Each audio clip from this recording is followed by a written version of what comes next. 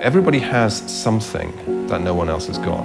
And really, it's trying to find out what that is.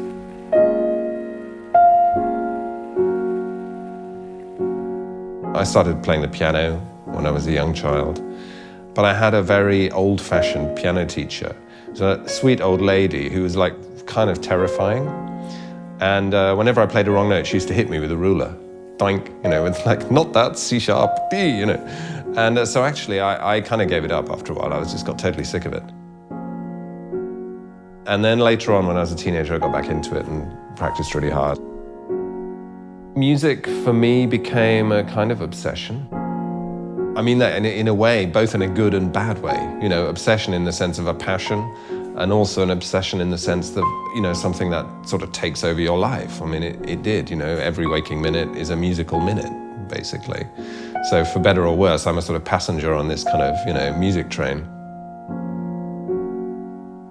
In terms of influence, there are really two things. There's really the classical world. I did a very straightforward sort of conservatoire training, university. I worked as a concert pianist for a while.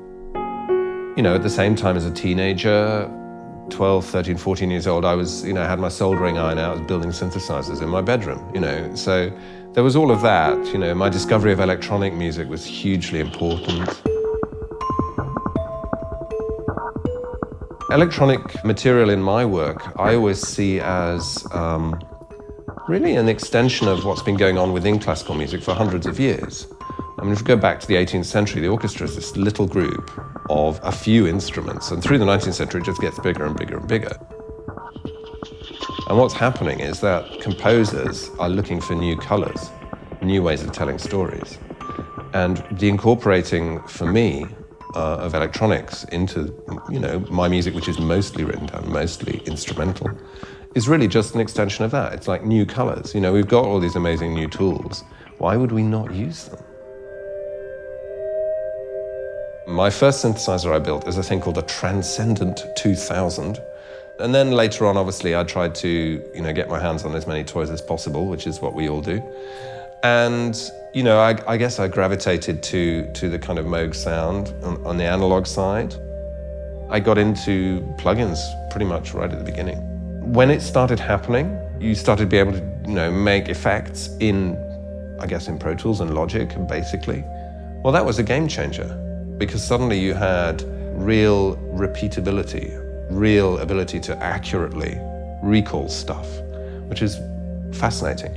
I mean, in a way, like working with electronic music, there's the composing of the sounds, but there's another dimension, I think, which is the composing of the instrument that makes the sounds.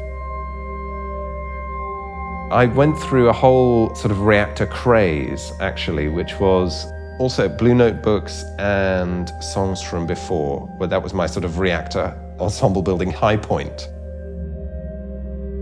It's a bit like a accidental ideas generator as well, I mean, I think a lot of electronic music practice is basically experiment.